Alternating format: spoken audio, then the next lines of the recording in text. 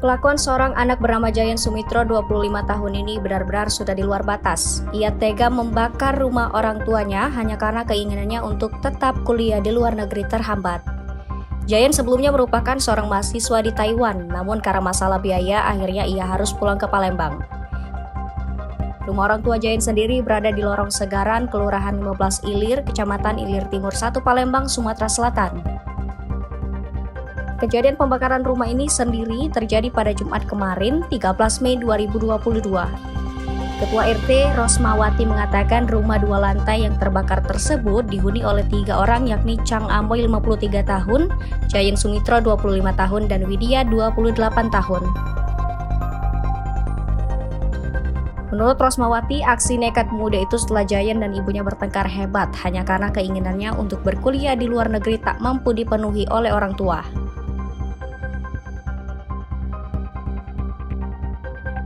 Rosmawati mengungkapkan tidak diketahui dengan apa Jayan membakar rumahnya, namun yang jelas 1 unit sepeda motor Yamaha MX hangus terbakar dalam peristiwa ini.